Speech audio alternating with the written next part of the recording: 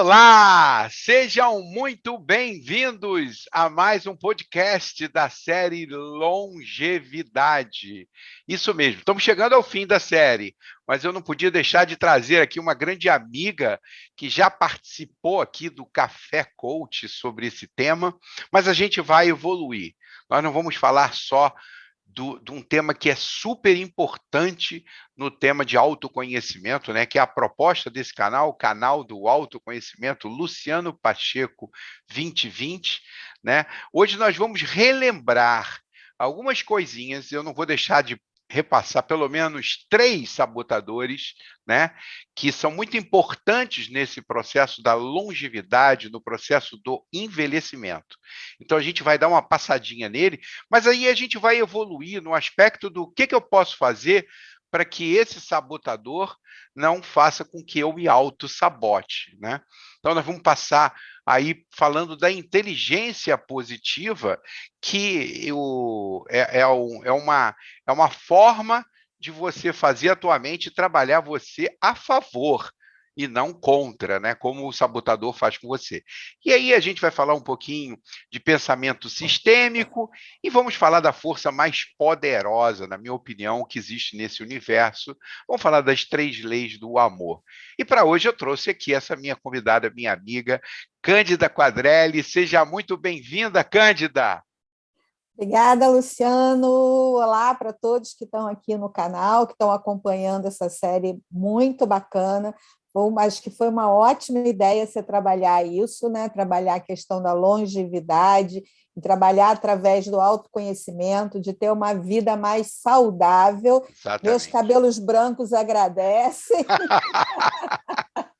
E a gente fala nesse canal, nessa série, sobre morte de uma forma muito leve, porque essa coisa vem com a gente, né? Nasce com a gente, então a gente tem que falar dela com leveza e tirar o melhor partido, né, desse durante feliz, como eu sempre coloco aqui, né? A inspiração da série nasceu no livro Para a Vida Toda Valer a Pena Viver, da Ana Cláudia Quintana Arantes. Então, está chegando ao fim. E hoje eu pedi a Cândida para voltar, porque fez muito sucesso, né? E para quem não lembra, né, a gente falou aqui no Café Coach sobre os sabotadores, que são 10, né? Mas só para lembrar, a Cândida vai me ajudar, porque ela é a especialista, inclusive ela faz assessment de pessoas para descobrir quais são os seus principais sabotadores. E eu acho que ela vai dar algum brinde aqui, ela gosta de dar um brinde, depois eu vou perguntar a ela, mas sabotador são aqueles comportamentos, né? Aquele padrão de pensamento negativo, porque a gente já falou aqui no Café Coach sobre neurociência, né? De que o nosso cérebro, ele pesa pouquinho, mas ele consome 20% de toda a nossa energia. Então, ele tende a ter comportamentos padrão, ele entra no automático. E o sabotador é isso, ele entra para atrapalhar a nossa vida, ele entra para atrapalhar as nossas relações, né? Porque ele entra da forma automática. E esses sabotadores, na maioria das vezes, eles foram formados na nossa infância. Não é isso mesmo? Eu acho que é o Csikszentmihalyi, não é? Chaminé, que é o fundador, o criador desse conceito, não é, o Cândida?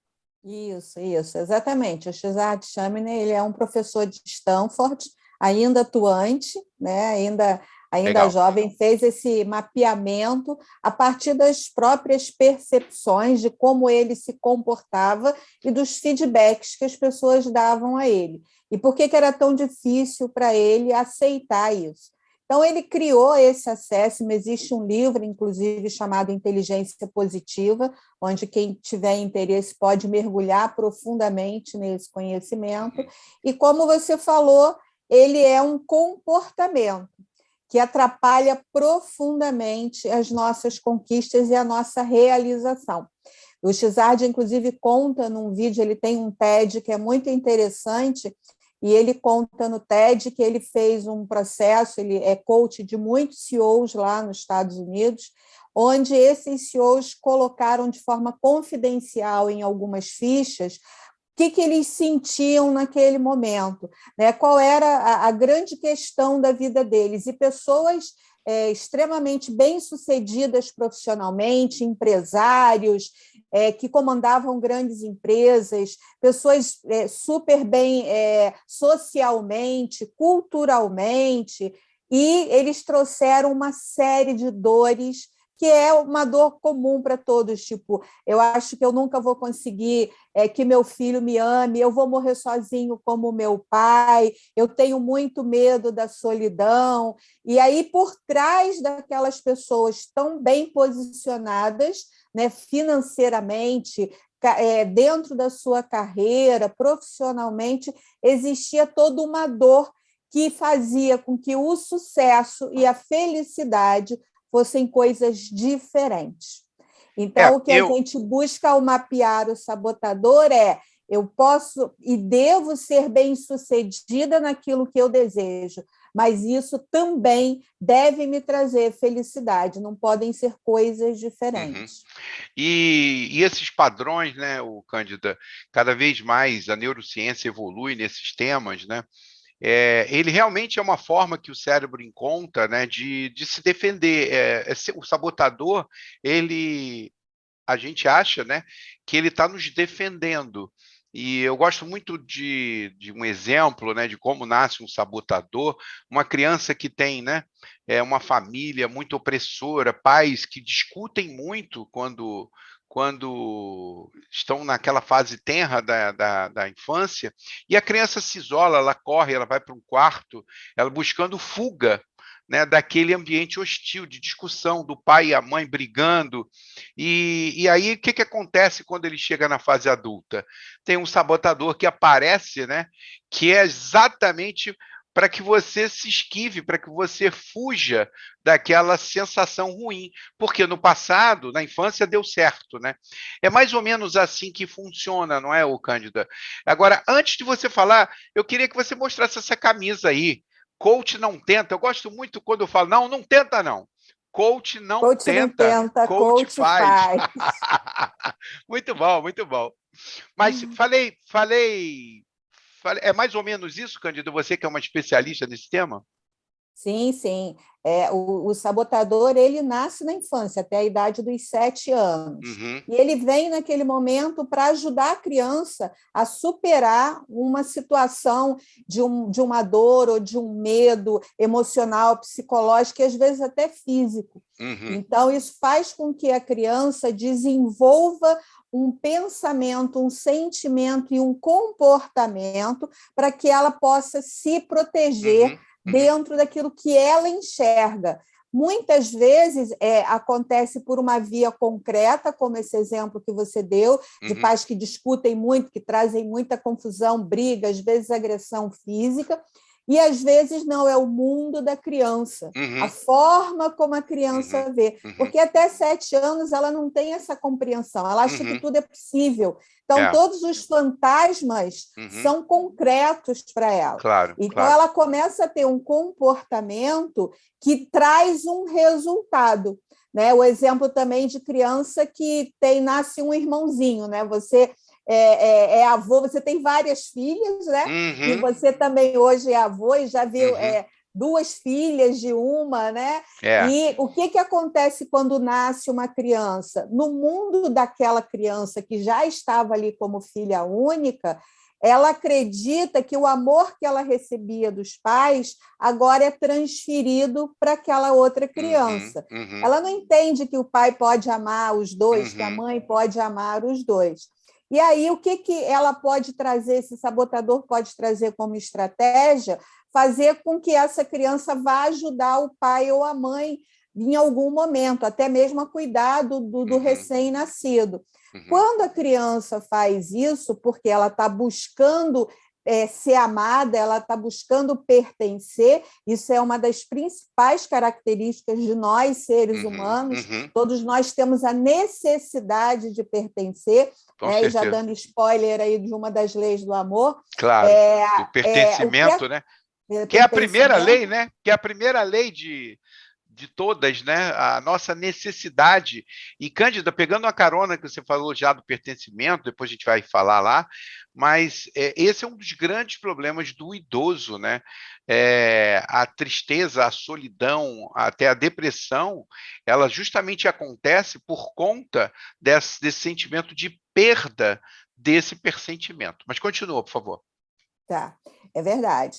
E então, quando a criança começa a ajudar o pai ou a mãe a fazer alguma coisa, esse pai e essa mãe naturalmente olham para a criança, né? Percebem aquele comportamento, agradecem, né? Ai, filha, obrigada, você está ajudando a mamãe te ama, papai te ama. Uhum. E isso mostra para ela que a estratégia funciona. Então, eu Exatamente. ajudo, eu Claro, sou vista, eu sou amada. Eu exatamente. não ajudo, eu estou fora do jogo. Exatamente. Então, E aí esse nasce o padrão, sabotador prestativo, né, Cândida? exatamente, esse padrão de comportamento, porque vai trazer para ela uma emoção boa, Uhum. né? Porque o padrão do sabotador é um pensamento que gera uma emoção e gera um comportamento. Então, quando Exatamente. ela se percebe vista novamente, amada, né, reconhecida, ela percebe que a estratégia funciona. E aí ela repete, Claro, repete, claro. repete, e se torna um ser humano que coloca a necessidade do outro o tempo inteiro à frente Uhum, da sua uhum. própria. Exatamente. E esse sabotador, eu vivi ele muito, né? Porque até uma fase da minha vida eu fazia de tudo para agradar os outros, então eu conheço muito esse sabotador prestativo, porque Eu você também. acaba abrindo mão das coisas que você quer fazer, abrindo mão para servir ao outro. Você está sempre disposto, sempre à disposição. Lembra, olha, eu estou por aqui, se precisar é só chamar, né? Então, realmente é um ótimo exemplo. Eu estou vendo agora com a Cleuzinha e a Alice, né, as duas netas que você citou. A Alice, ela nitidamente ela demonstra quando eu estou com ela, quando eu pego a Cleo para brincar com a Cleo, ela muda comigo completamente. Então, esse é um sentimento, e com 4 anos ela vai buscar o mecanismo dela de defesa. É. Mas só para a gente relembrar aqui, eu vou pedir para a gente falar só um pouquinho de três, tá, Cândida? Tá. Mas eu queria lembrar para todo mundo que o primeiro, e que a gente vai falar hoje aqui, que ele na realidade talvez seja um dos principais, né, que é o crítico, o insistente, o prestativo que a gente acabou de falar, o hiperrealizador. O quinto, que eu vou pedir a Cândida também para a gente falar, porque tem muito a ver com o comportamento de idoso, que é o de vítima. O sexto, a gente chama de hiperracional, né? Depois, aquele cara que é o hipervigilante, que é o sétimo. O oitavo, que é o inquieto, que eu conheço muita gente que tem esse sabotador aí ativo, tem muita gente que está assistindo que eu sei que tem. E um nono também que eu vou pedir para a gente falar, que por conta dessa questão da gente ter a falsa sensação de que a gente pode controlar a vida, mas a vida, a essência dela é impermanência, né? Que é o sabotador do controlador, né? E o décimo, que é o esquivo. Podemos começar, Cândida, falando pelo, talvez, eu estaria sendo exagerado em dizer que o crítico, todos nós temos esse sabotador que encontra defeito na gente mesmo, nos outros e até nas circunstâncias? O crítico, na verdade, ele é o grande chefe dos sabotadores, Ah, tem né? hierarquia, né, Cândido? Tem hierarquia. Ele é o poderoso chefão. Ele usa os 9 sabotadores para manipular a nossa mente. Então, ele é o chefe da gangue, né? Entendi. Como o Xa chama, ele é o juiz. É aquele Aham. que está ali colocando culpa o tempo inteiro. Então, Uhum. o crítico, ele, como você já colocou, ele avalia, né, o nosso comportamento criticando a gente mesmo. Então, é aquela pessoa que o tempo inteiro fala dentro da sua cabeça, dizendo isso não está bom, isso não está certo, você não fez direito, você nunca consegue, olha só como você faz errado, olha como é que está o outro funciona, você não.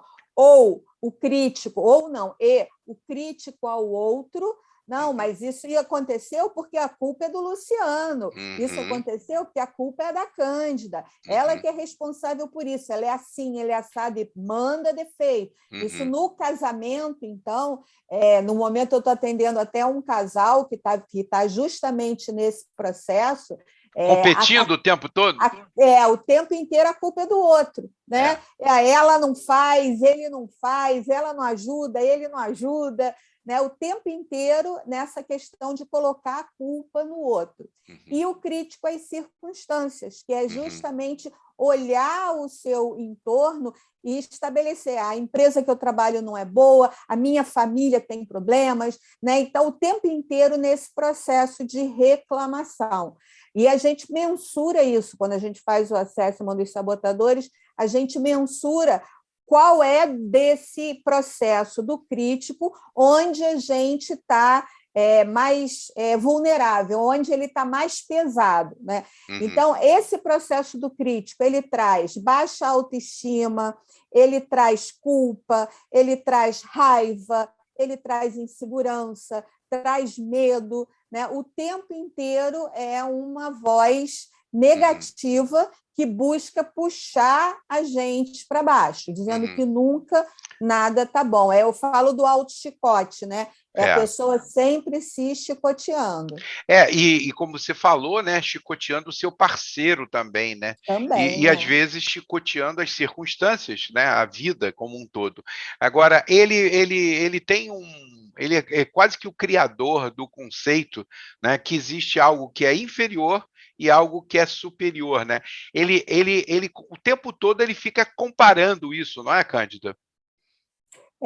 Ele fica nesse processo comparativo, né? Uhum. Porque se eu acho não estou fazendo direito ou que eu tenho algum problema, é porque eu vejo alguém ali que está fluindo, né? Claro, Se eu claro. acho que o outro é que está fazendo, significa que eu estou me colocando, não, se eu fizesse, seria assim. Uhum. Então, principalmente o crítico às circunstâncias, ele está sempre atrás do próximo quando, né? Uhum. Então, ele traz a questão social, a questão política, a questão financeira, a questão familiar, a questão dentro da empresa, quando você está ainda dentro do mundo corporativo, ou Uhum. dentro do seu próprio negócio. Uhum. Então, ele está sempre buscando o próximo problema, né? Uhum. O próximo culpado, ou a Uhum. próxima situação onde eu traga essa culpa para mim. Legal. Ô, Cândida, como isso que eu vou falar agora, obviamente, vale para todos os sabotadores, né? E a gente no Café Coach, eu trouxe até a questão do Michael Hall, que ele faz os meta-estados e ele estuda muito a questão dos dragões, né? E ele dizia, eu trouxe isso no Café Coach, que inclusive eu vou botar no final desse vídeo, eu vou botar o link do vídeo, Cândida, que a gente gravou o Café Coach, para quem quiser Ótimo. assistir, só clicar lá e assistir de novo esse papo gostoso com a Cândida, só que somente sobre autossabotagem. E o interessante, né, que a gente precisa, a primeira coisa é trazer para o nível da consciência. Essa é uma forma da gente começar a fazer com que essa autossabotagem pare de nos prejudicar.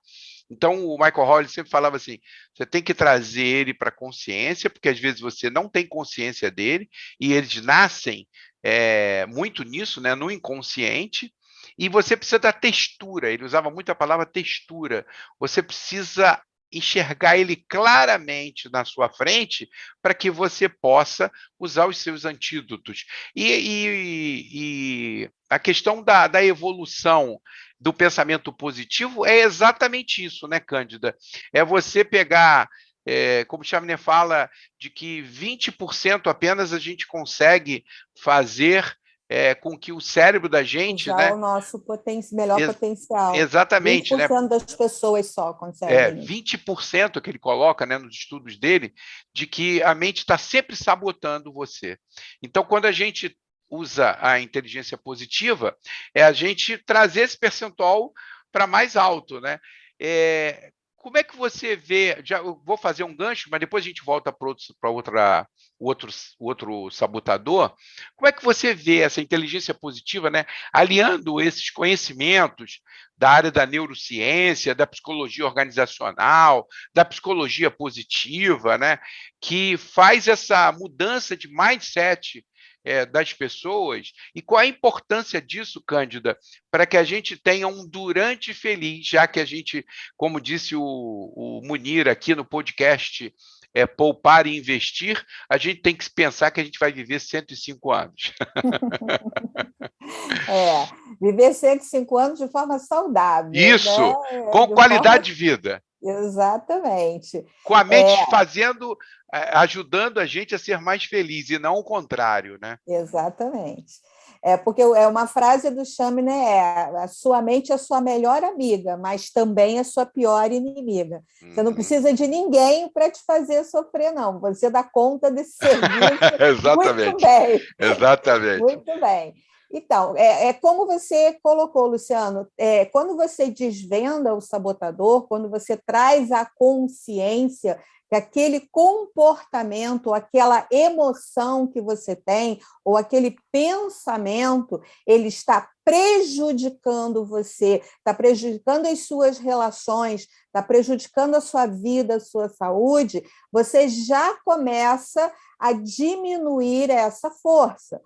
Essa textura que você fala, né? O que a gente traz dentro do coaching é, inclusive, nomear aquilo, entender se é um homem ou se é uma mulher que traz aquele pensamento, e porque aí você tira isso de você. Você não consegue ficar discutindo com você. Não, isso está certo, isso está errado, eu vou fazer, não vou fazer, isso é bom, isso é ruim. Né? Isso gera muita ansiedade. Então, quando você leva isso para uma outra pessoa, para um outro elemento, você começa a diminuir isso, você desmascara, vê, estou vendo você aí, hein? Estou vendo que você está querendo puxar o meu tapete. O Cândida, é igualzinho o Michael Hall. Você falando, eu estou lembrando do treinamento que eu fiz com o Michael Hall, que ele usa a figura do dragão, né, que é o sabotador, e ele diz assim, como é que é esse dragão? Ele é grande, ele é pequeno, ele solta fogo, qual é a cor dele? Ele é verde, ele é azul, ele é vermelho? E depois que você descreve bem ele, você está conseguindo ver ele agora? E alguns dos meus clientes dizem assim, cara, ele está aqui do meu lado, assim, com espanto, né? Eu falei, e como é que ele tá? Rapaz, ele tá puto. E aí o Michael Hall diz o seguinte, a gente gosta dele, senão ele não existia, né? É um mecanismo de defesa nosso. Então, não alimente ele. Então, o Michael Hall ele coloca, descubra o que faz o seu dragão ficar mais forte e te dominar. E aí, quando você descobre qual é o alimento do teu dragão, é só você não dar. Dá em doses homeopáticas para você ficar ali lidando com ele. E ele diz assim, ria da cara dele, goze da cara dele, porque isso vai irritá-lo e ele vai. E daqui a pouco ele vai sumir. E aí você vai procurar onde é que ele está. Eu acho essa analogia que ele faz com o dragão, achei muito, muito semelhante, né, o que Chaminé fala. Bom, na realidade, todas essas pesquisas, elas dão texturas diferentes, mas têm a mesma base científica, né? Exatamente, porque a neurociência trata disso, né? É a repetição de um pensamento ao longo da vida, ainda mais se você está tratando de longevidade, então imagina aí as pessoas com 60, 70, 80 anos, já tiveram toda uma trajetória de comportamentos que se repetiram e viraram hábitos, né? E a gente vai falar até um pouquinho melhor sobre isso quando falar do sabotador. Mas é importante perceber que essa quantidade de informação que a gente recebe está associada ali no nosso cérebro. Ele está do lado, a gente tem o lado esquerdo e o lado direito do cérebro. Isso vem do nosso lado primitivo. Né? O homem da caverna ficava ali, quando ele saía, né, da caverna, era estritamente necessário, era para caçar, era para trazer alimento. Né? Ele não saía para passear e observar a savana, que linda, né? Senão vinha um tigre e pegava ele. Então, esse mecanismo que a gente tem de fuga, né, de medo, de correr de um determinado perigo ou de enfrentar um determinado perigo, isso está instalado no nosso cérebro e isso vem dos nossos ancestrais. Não tenho dúvida. O que a gente faz é trabalhar o lado direito do cérebro, que é o lado da empatia, que é o lado da criatividade, que é o lado do sábio, que tem a ver com a nossa essência, com o nosso comportamento efetivo, porque é na nossa essência que o sabotador se alimenta. Ele pega aquele alimento, exagera, e no exagero ele se fortalece. Legal. Bom, vamos então, como eu prometi, dar uma passada aqui no sabotador do controlador. Depois a gente fala do vítima, né? Que é aquele cara que ele acaba criando um ambiente muito... Ele até consegue alguns resultados, né, de curto prazo, mas com o tempo ele vai acabando desgastando as pessoas e fazendo com que as pessoas até fiquem se sentindo controladas, ressentidas, e às vezes até tornando o outro com sentimento de incapaz, né? Fala um pouquinho desse controlador, porque eu acho esse sabotador muito importante para quando a gente está falando da série Longevidade, porque a vida não tem nada de controlável, né? É a impermanência, o inesperado, ele está aí o tempo todo, né? A gente está bem hoje, amanhã a gente acorda com um mal-estar, acorda com uma doença. Quantos amigos eu tive que de um dia para o outro, assim, vai fazer um check-up e descobre um tumor, descobre uma doença grave, e a vida vira de cabeça para baixo. Como eu ouvi de duas pessoas muito queridas, né? A vida me deu uma rasteira. Porque a gente acha que se a gente se alimentando bem, tem aqui um vídeo maravilhoso falando das vacinas naturais, né? Que é sol, ar e por aí vai, alimentação saudável, movimentar-se, exercício e por aí vai. A gente acha que se a gente fizer tudo direitinho, tudo vai sair conforme a gente previa, conforme a gente imaginava, porque eu tenho controle sobre a minha saúde. Não, você pode interferir positivamente, mas a gente não tem controle sobre as coisas. Fala um pouquinho desse controlador e o quanto isso pode trazer ansiedade e até mesmo depressão para as pessoas no seu durante. O controlador, assim como os outros, né, mas uma fala sua aí me lembrou de uma questão que é muito importante, porque tem pessoas que se apegam ao sabotador, né, e acham que ele ajuda, né, que ele ajuda, mas, na verdade, ele não ajuda. Né? Até o meu mentor na especialização de autossabotagem fala sempre é que o sabotador ele te dá migalhas. Ele vai te alimentando de migalhazinhas, e aquilo faz com que você repita um determinado comportamento.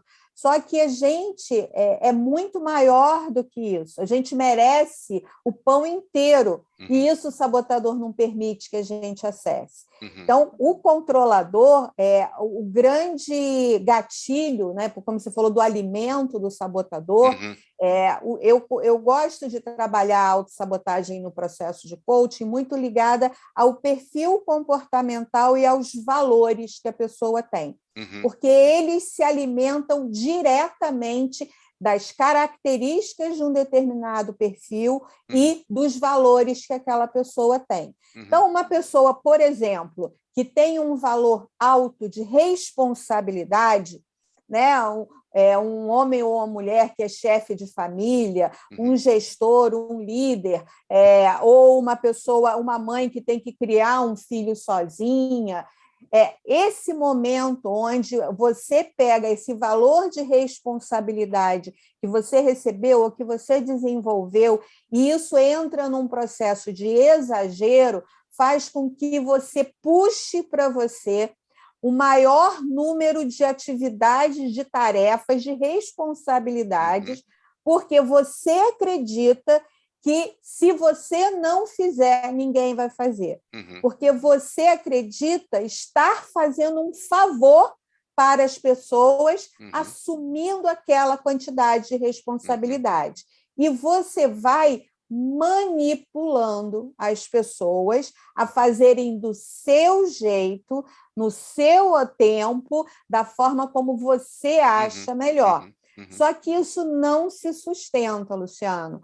Quando você solta um pouquinho, tudo desmonta, porque as pessoas se sentem obrigadas ou manipuladas a fazer isso. Isso vem de um lugar de rigidez muito grande. É. E se a gente chega na idade, eu tenho aqui nos meus 62 anos. Vamos, Se eu eu vou te chego, pegar em julho, hein? Dia 21 de julho eu vou te pegar, hein? mas aí em setembro eu passo à frente Você de me novo. passa de novo, é. Então, quando você chega por exemplo, com 62 anos, e ao longo da sua vida, você nunca se percebeu nesse lugar, você está sempre achando que está fazendo um favor para a sua família, no seu trabalho, Claro, no claro. seu negócio, né? Então, aquilo pesa. E aí, ao mesmo tempo, você se sente muito solitário, muito sozinho naquilo. Porque é você, não tem troca, não tem descanso, não tem partilha, né? É você carregando aquela pedra morro acima o tempo inteiro, e sempre com essa visão. E você fica frustrado quando o outro não faz do seu jeito. Claro. Existe um sentimento muito forte de frustração. Tem aquela fala, né, de que quer fazer, faz você. Se você quer que faça do seu jeito, faz você, né? Porque o outro nunca vai fazer do jeito que você quer. Mas eu trouxe esse sabotador para a gente falar na série da longevidade, Cândida, porque uma coisa que eu tenho percebido é que, à medida que as pessoas vão passando pelas suas perdas, nós tivemos aqui um podcast maravilhoso falando de perdas e lutos. Não percam. A doutora Liliane deu um show aqui, uma psicóloga especializada em luto, o podcast imperdível. E ela falava, né, dos diferentes lutos que a gente passa. Então, por exemplo, quando a gente se aposenta, a gente tem uma perda. A gente tem, ou quando a gente fica inválido por alguma coisa, você tem a perda da capacidade laboral, seja forçada ou por decurso de prazo, porque você trabalhou 35 anos. E aí você imagina, Cândida, esse cara que tem um sabotador do controlador, ficou ativo ali na vida laboral o tempo todo, quando ele sai, ele perde esse papel não existe mais para ele não é mais o executivo, ele largou o mundo corporativo, e aí agora ele vai para o ambiente do lar, onde ele encontra uma mulher controladora, que quer tudo do jeito dela. O pano de prato tem que estar esticado assim, daquele jeito, aquela almofada não pode sair dali, tudo tem rotina e método. Ele entra num parafuso louco, porque o sabotador fica perturbando ele, o controlador fica perturbando ele para que ele assuma o controle. E aí o conflito entre marido e mulher, a casa vira um inferno. Você tem vivido isso, atendendo algumas pessoas que já passaram por esse tipo de perda, e esse controlador agiu dessa forma? Dentro da relação afetiva numa casa, por exemplo, né, existem sabotadores, porque o sabotador de um ativa o sabotador do outro. Né? É gatilho, né? E para entender, nós temos todos os sabotadores.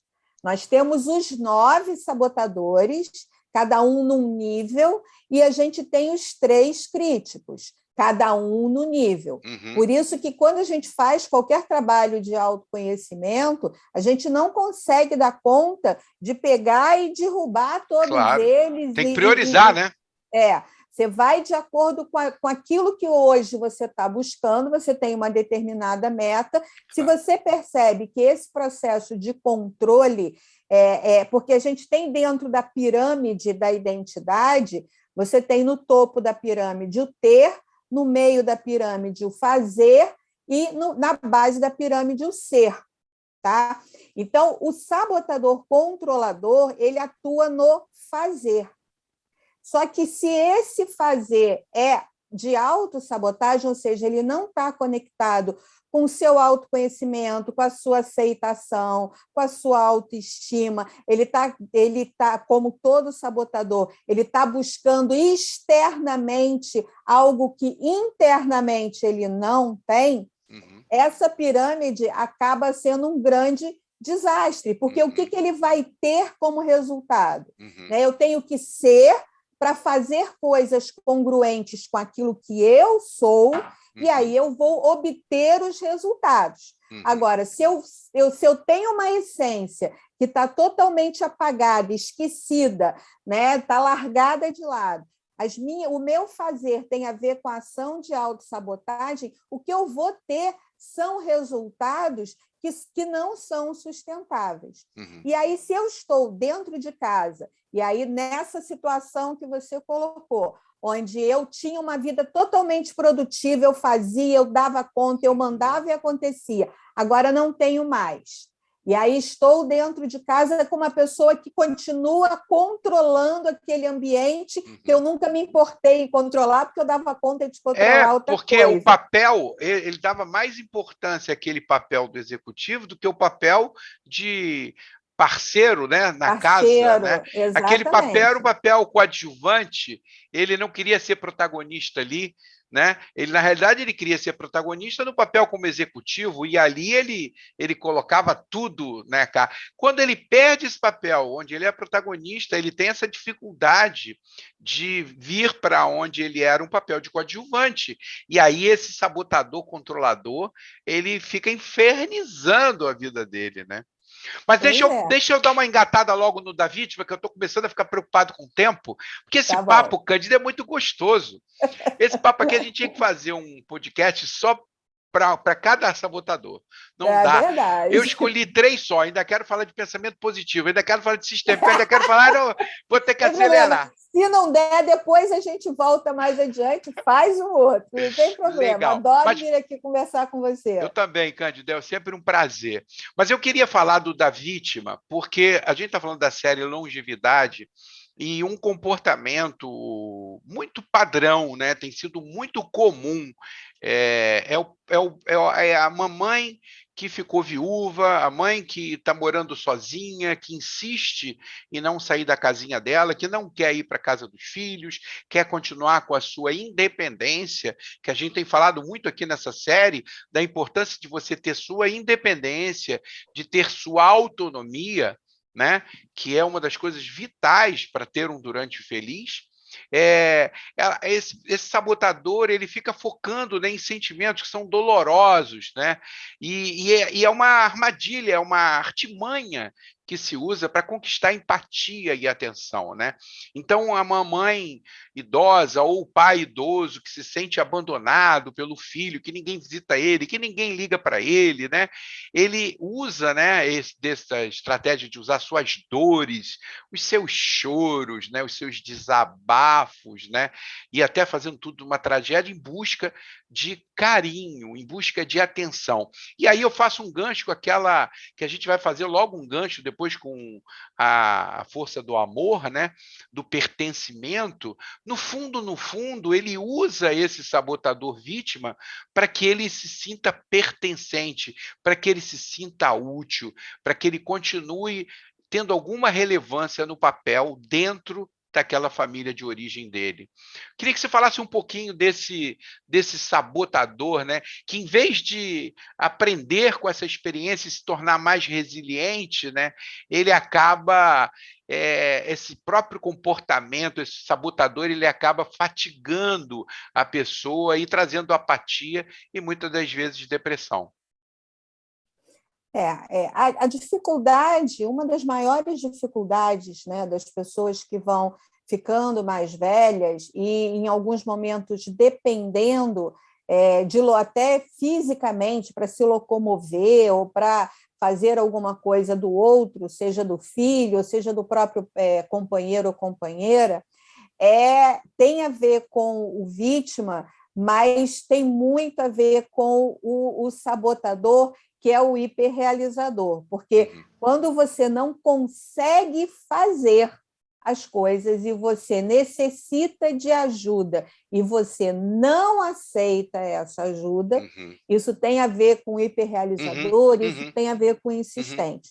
O que você foca no vítima, né, essa posição do vítima, é a posição de um comportamento que vem de uma emoção de eu quero me sentir mais próximo, eu quero me sentir mais amado, eu quero me sentir mais cuidado, eu quero me sentir importante.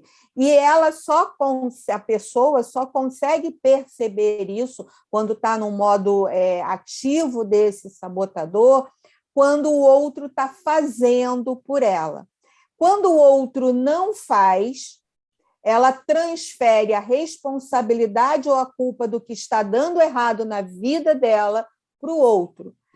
Eu não estou tomando os meus remédios como eu devia, porque a minha filha não me lembra de não sei o quê. Né? Quando falta a força para você trabalhar o vítima, é a autorresponsabilidade. Você saber que você deve ser responsável e por tudo aquilo que hoje você está vivendo. Se eu estou aqui hoje no seu canal, se você está aqui fazendo esse trabalho incrível, isso é porque você construiu isso. Se você estivesse aqui, ninguém estivesse te assistindo, você não tivesse nenhuma visualização, também é você que está construindo. Então, é muito importante para quem tem essa tendência a transferir para o outro a responsabilidade dos seus problemas, começar a assumir esse lugar de autorresponsável. Legal. Porque você acaba afastando as pessoas.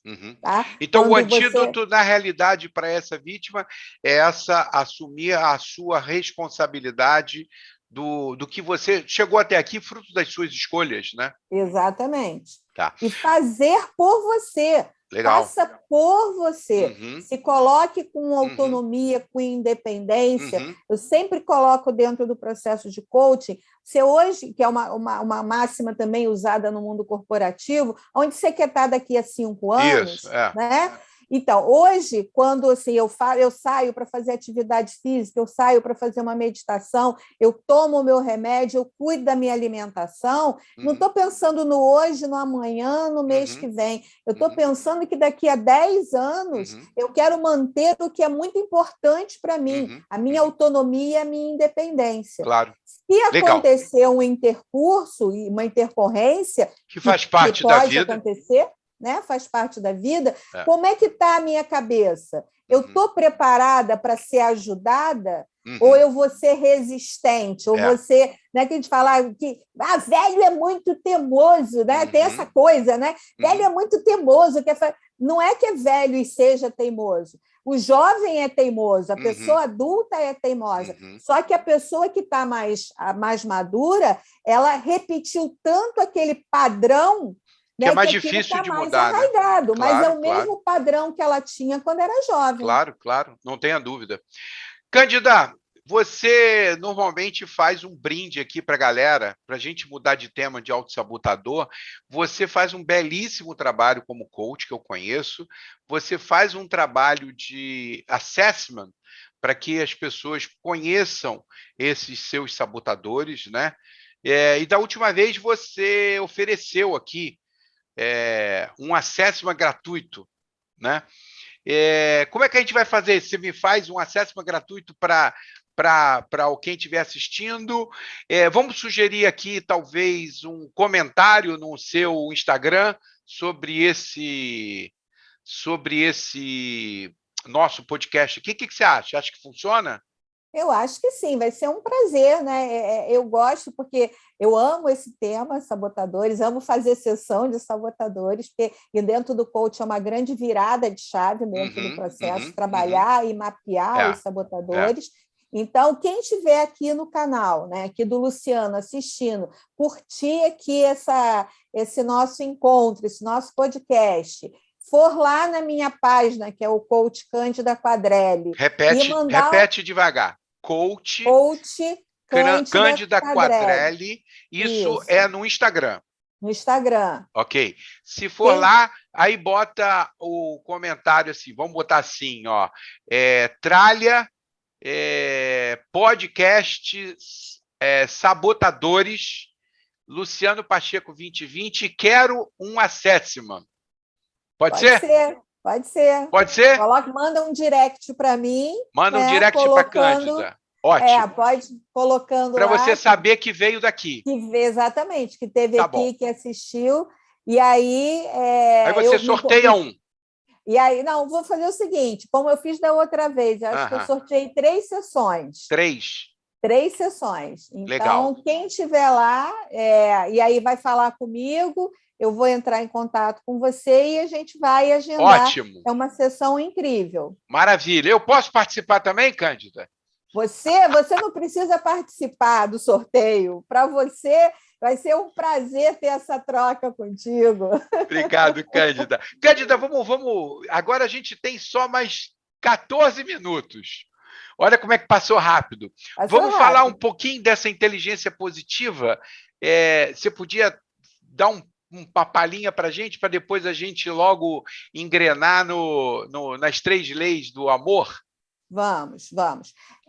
Quando a gente fala da inteligência positiva, que é a contrapartida, é a forma como a gente minimiza o processo de autossabotagem, a gente tem algumas técnicas, né? Não dá para eu falar de todas elas, obviamente, aqui, claro. Mas a gente tem um processo, né, onde você vai trabalhar mais a questão da ativação, ou seja, a consciência, a clareza, né? Isso vai ativar. Então, por exemplo, você acorda de manhã, você sabe que aquele dia você vai ter algum encontro com amigos ou uma reunião de trabalho, algo que não vai ser muito tranquilo para você. Você já sabe que vai acontecer naquele dia. E é nesses momentos de maior desafio que o sabotador aparece.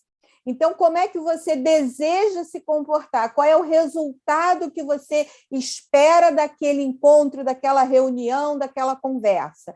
O foco vai para o que você deseja. E aí você já sabe que aquele sabotador pode ir lá e fazer você perder o controle, pode fazer você não falar o que você deseja, você se esquivar, pode fazer você querer impor a sua vontade, aí depende do sabotador. Então, esse modo de ativar a sua inteligência positiva é trazer consciência e clareza para o desafio que você vai viver, para você estar ali percebendo o que pode acontecer e que seja prejudicial, que tire de você o resultado que você está buscando. Tá? Uma outra coisa é você... Isso tem a ver, desculpa, Cândida, isso tem a ver com o que você chama de pensamento sistêmico? Não, isso não tem a... Não, a ativação, esses métodos de trabalhar o sabotador, de maneira geral, eu posso ter um link com o pensamento sistêmico, porque o pensamento sistêmico me diz que tudo é conectado. Tudo que eu estou vivendo vem para um aprendizado. E se eu estou consciente daquilo que eu estou vivendo, eu consigo tomar decisões ou gerir as minhas emoções de uma maneira diferente.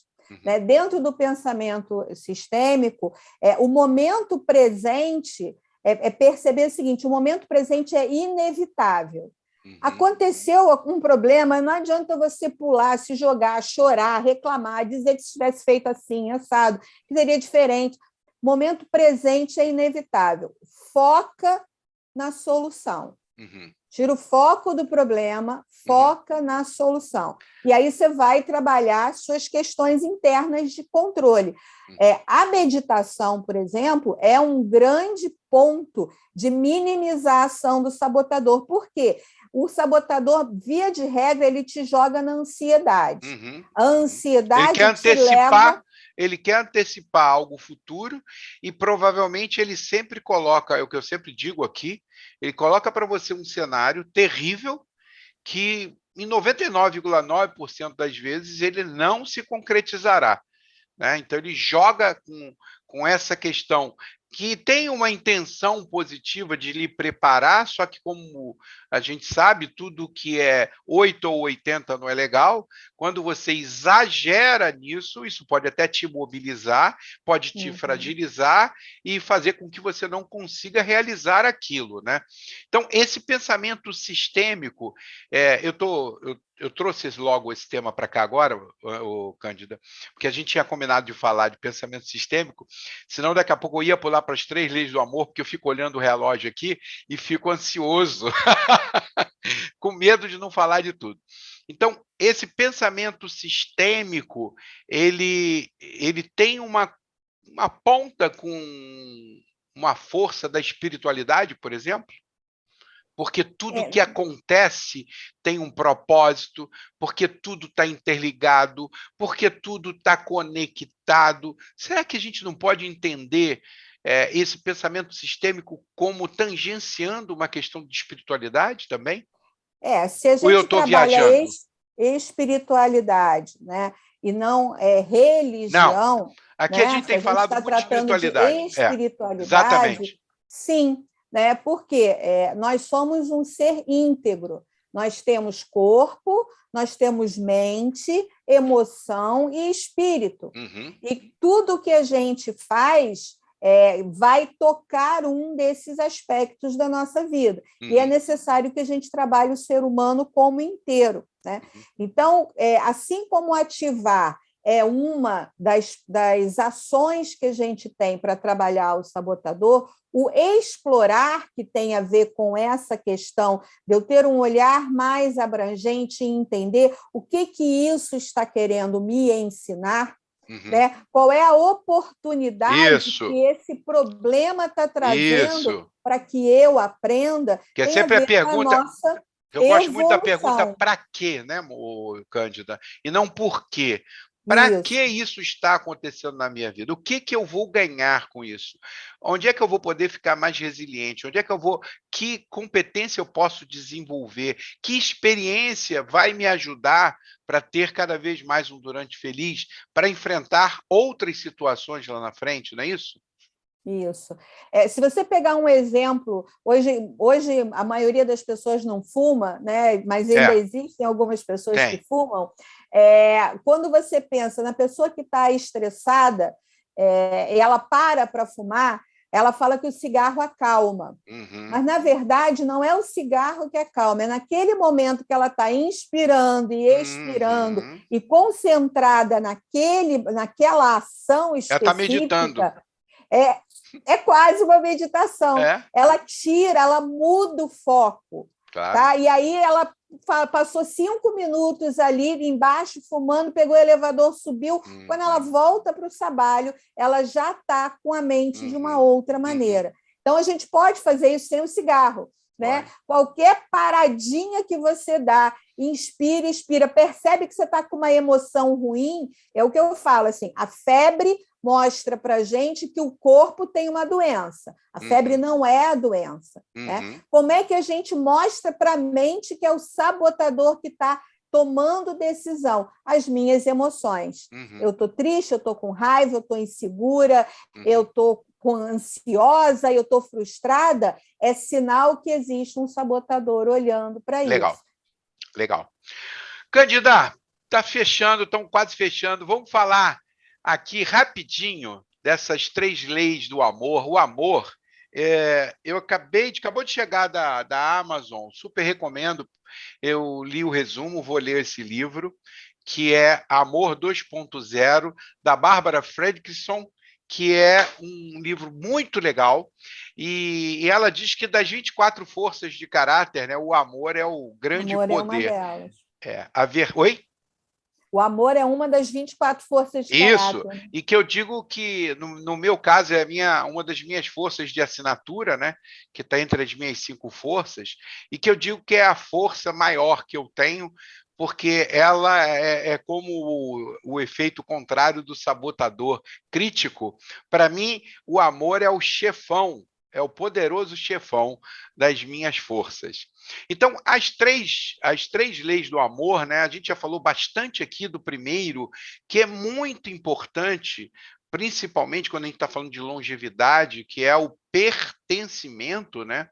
A segunda, que é uma coisa que parece que está em desuso na juventude, nessa geração millennium, que é a ordem e a hierarquia.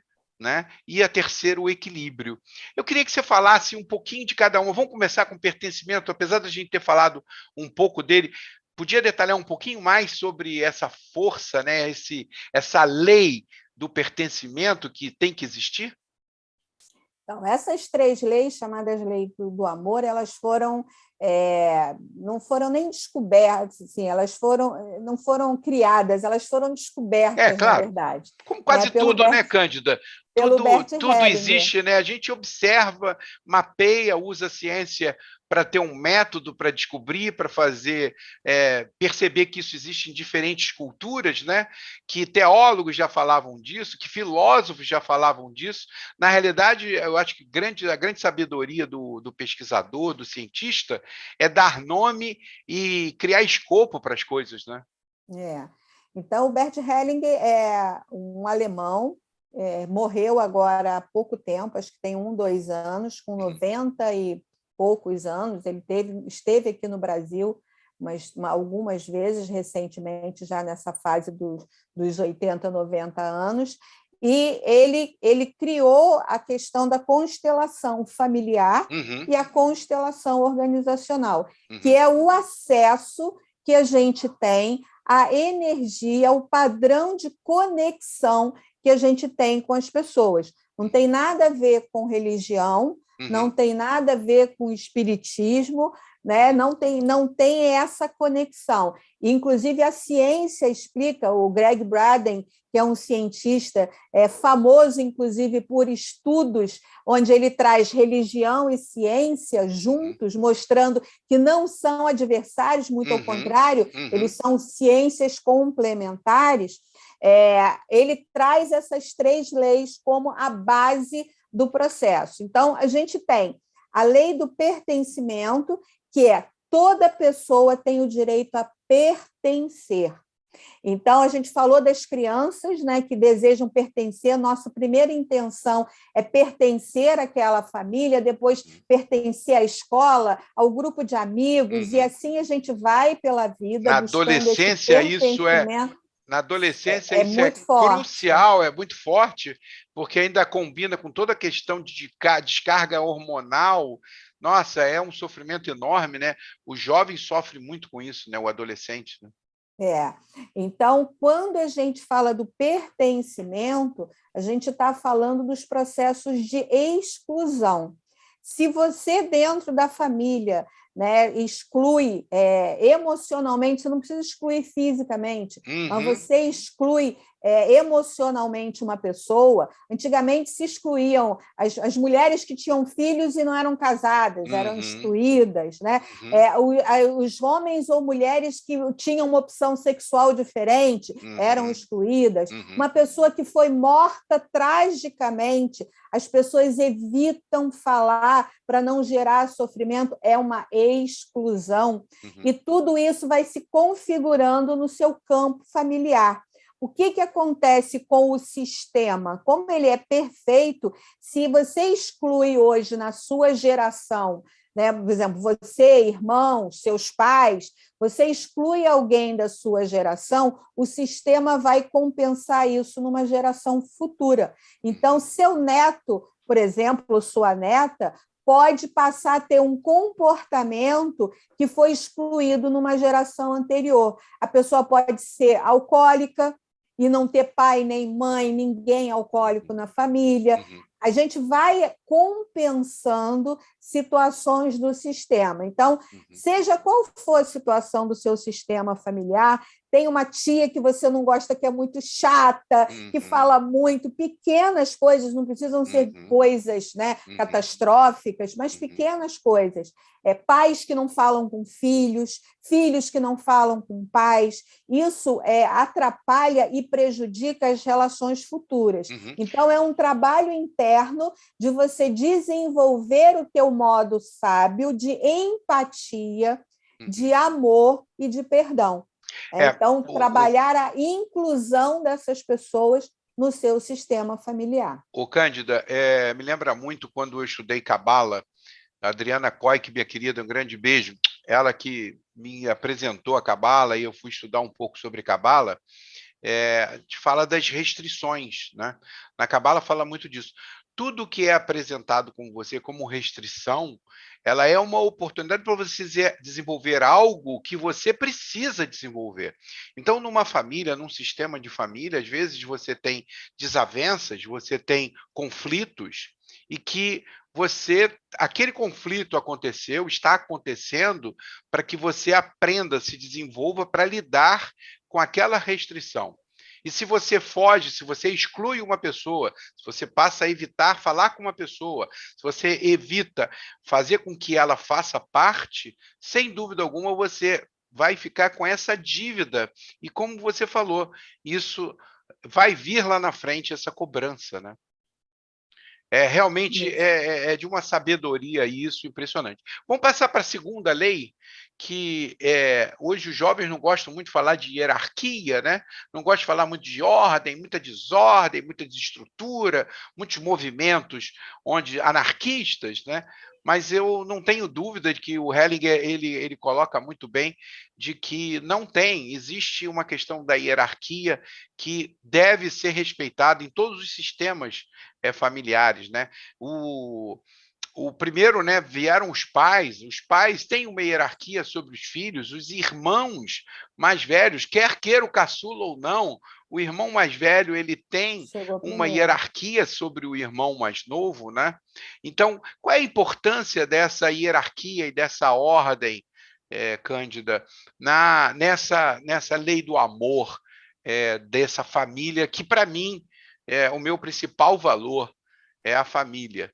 Nada é mais importante do que a minha família. E quando eu falo minha família de origem, a família que eu criei, né? A família que a gente construiu, e eu sei que você pensa da mesma forma. Então, com certeza.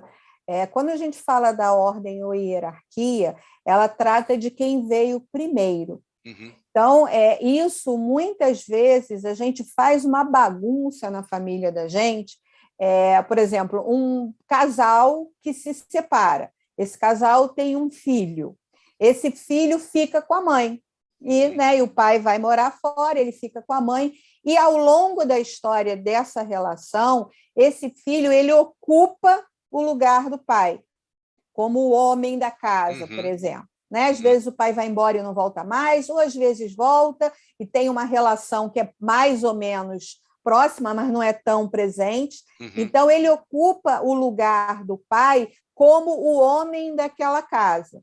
Isso faz com que ele esteja, imagina uma escadinha, né? Tem os pais, tem os filhos, tem os netos, você vai descendo degraus. Faz com que ele saia do degrau do filho e fique no lugar do degrau do pai. O que isso pode trazer para aquela família? Ele nunca vai encontrar uma mulher que realmente ocupe o lugar de esposa, porque aquele lugar está ocupado pela mãe. Então, ele vai arrumar uma mulher onde ele possa manipular de alguma maneira, mas nunca vai ser uma mulher que vai ter uma troca efetiva com ele de igual para igual. Aquela mãe pode não entrar mais num relacionamento, porque tem uma pessoa ocupando aquele espaço. Então, assim como a gente tem na lei da física, dois corpos não podem ocupar o mesmo lugar no espaço, sistemicamente também não. Né? E filhos que querem tratar os pais como se fossem seus filhos, dar ordem nos seus pais. Principalmente quando a gente está falando daquela longevidade, né? Exatamente. Esse é um dos grandes problemas, essa inversão dessa hierarquia, como se o idoso fosse incapaz. Incapaz. Né? Como se tudo que ele viveu na história, tudo que ele aprendeu, tudo não perdesse o sentido só porque não tem mais valor, idoso. É verdade. Não, ele continua sendo a mesma pessoa que viveu, que aprendeu, que trabalhou, que criou aquela família, que tem sentimentos, que tem força, que tem talentos. Então, quando você inverte, você quer botar aquele pai, aquela mãe no lugar de uma criança e você quer tratar como se estivesse tratando seus filhos. Quando esse idoso está incapaz, por alguma razão, incapaz mentalmente, incapaz de se mover, ok, você vai ter um cuidado específico nessa atenção. Mas mesmo assim, com todo o respeito à sua história, à sua bagagem, à sabedoria, tratando com dignidade, esse é um ponto extremamente importante, né? E principalmente, Luciano, muitas vezes os nossos pais, via de regra, os pais têm uma vida que é mais difícil do que os filhos, né? Os Uhum, pais trabalham para dar o melhor para os seus filhos. exatamente. Seus Isso pais aconteceu fizeram isso muito por nas você, últimas três você gerações, né? Pois é, você fez isso pelas suas filhas estão fazendo isso pelas suas netas, né? E assim, vai evoluindo Exato. nesse sentido. Quando você muitas vezes não consegue estar evoluindo na carreira ou na relação afetiva mesmo, existe uma questão interna associada também com sabotador e crença de que você não pode ser mais do que aquilo que o seu pai foi. Você não se sente digno de ter o carro do ano quando seu pai andava só de bicicleta ou a pé, por exemplo.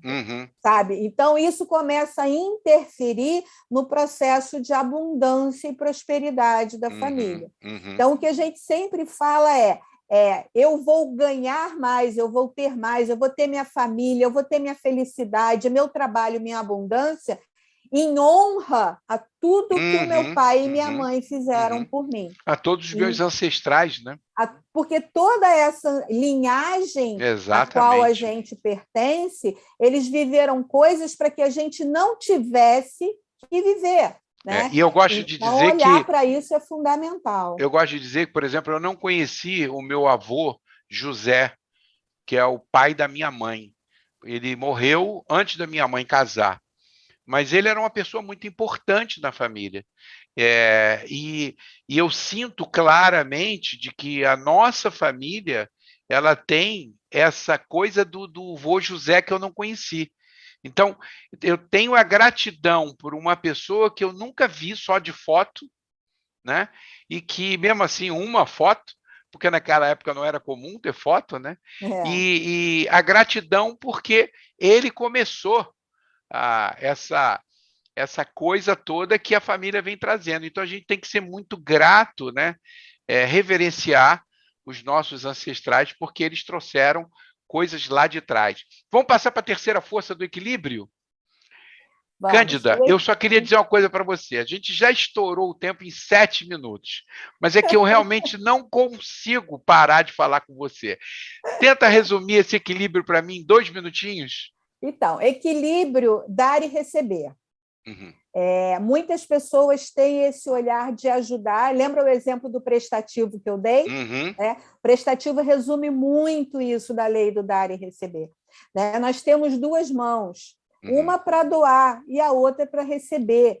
Então, se eu estou doando o tempo inteiro, se eu sou aquela pessoa que estou fazendo o tempo inteiro pelo outro, eu desequilibro essa lei. Se eu não sei pedir ajuda, se eu não sei me colocar nesse lugar de eu preciso de ajuda, eu preciso de acolhimento, eu tenho uma necessidade que deve ser atendida e fico nesse lugar de pessoa provedora, forte, que muitas vezes a gente se coloca para sobreviver, para enfrentar. Né? A gente sabe que muitas mulheres passam por isso, homens também. Às vezes até como uma artimanha para manter a autoestima, a autoconfiança. Exatamente. Então, o que isso faz? Isso fortalece o ego. O ego, por quê? Porque toda vez que eu acho que só eu posso dar, eu estou dizendo que o outro não tem capacidade de dar nada, que ele é menor do que eu e que ele só pode receber. Então, só eu posso ajudar. Então, é uma armadilha que vem, inclusive, do prestativo, né? Esse desequilíbrio entre o dar e receber. O único momento que a gente não equilibra o dar e receber é em relação aos nossos pais, porque eles nos deram a vida. E você não tem como equilibrar isso né?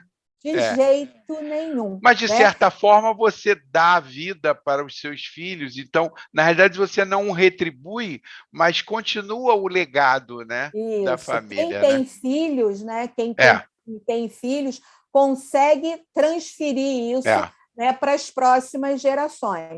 Mas, de resto, entre marido e mulher, entre amigos, entre colegas de trabalho, dentro da família, entre irmãos, é muito importante você equilibrar esse dar e receber. Saber dar, mas saber também receber, se colocar nesse lugar. Quando você desequilibra, você é aquela pessoa que ou fica no lugar de vítima e só quer receber porque não se acha capaz, ou fica no lugar daquela pessoa que só dá, que tem um super ego e se acha muito bonzinho, eu sou maravilhosa, né? Sou altruísta, ajudo muito, mas isso é a armadilha do ego. É verdade. Eu gosto muito quando o Hellinger fala de que uma boa prática é você dar sempre algo mais, um pouco mais, porque isso cria um ciclo positivo de que o outro percebeu como se tivesse recebido algo a mais do que era a expectativa dele, e ele cria um ciclo de querer continuar dando mais a você, e que isso cria um ciclo muito positivo.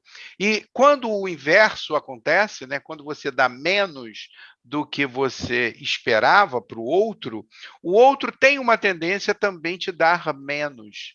Então, quando ele contou isso, eu lembrei muito de umas tias minhas que começou com esse negócio de dar presente, e sempre dava presentes caros. Isso forçava a minha mãe a que ela tinha que comprar presentes mais caros para as pessoas. Até que um dia minha mãe se rebelou e disse: eu não tenho condições financeiras igual as minhas irmãs, que eram irmãs de criação, né, de dar esses mesmos presentes. Ela rompeu o ciclo e criou o amigo oculto de Natal. Olha que interessante. Ela não tinha mais, ela se sentia na obrigação de continuar dando mais e mais e mais. Materialmente, claro que eu estou simplificando, só para exemplificar, mas isso a gente está falando de gestos, né? De atenção, de carinho, de amor, né? De compreensão, de um ombro amigo. Mas esse exemplo do amigo oculto que foi criado foi porque ela se sentia na obrigação de dar mais e mais. E quando o Hellinger fala isso, eu lembrei logo da questão da obrigação que você sente. Porque quando uma pessoa é gentil com você, você fica na obrigação, é quase que uma dívida. Eu tenho que retribuir essa gentileza para a pessoa. Verdade. E isso é um ciclo maravilhoso para a gente viver na família, para viver isso com os amigos e viver na sociedade. Cândida, eu não sei como te agradecer, Cândida. Olha, estou todo arrepiado, ó. Você que sabe quando a energia flui, ó. Eu queria te agradecer muitíssimo, queria pedir para você fazer suas considerações finais, queria que Deus te abençoasse, que te iluminasse muito o seu caminho, você, da sua filha, de toda a sua família, você já tem neto também, né? Então, queria suas considerações finais, Cândida. Não, só agradecer também o convite, é sempre muito bom estar aqui conversando, né? Se deixasse, a gente fazia um podcast de 3 horas. Exatamente. Né? Foi assim, foi bem interessante. É que quem estiver assistindo nessa série de longevidade, quem estiver se preparando para ter, né, um durante feliz o tempo inteiro, até o último momento, que procure olhar para si, que olhe para as suas emoções, que procure trabalhar esse equilíbrio dentro dessas leis e perceber o quanto a gente é único e especial. E não vale a pena a gente se deixar levar por esses processos que transformam a gente numa pessoa que a gente não é. A gente está aqui com um propósito e uma missão. E quanto mais a gente se conhece, mais clareza a gente ganha e melhor a gente vive. Não tenha dúvida. Cândida, muitíssimo obrigado. E você sabe que é uma tradição do canal, quando a gente termina o vídeo, né? O coração com o coração. Faz comigo aí, ó. Coração com coração. Com coração com coração. Fique com Deus. Obrigado, Cândida. Eu também. Tchau, Beijo. tchau. Tchau.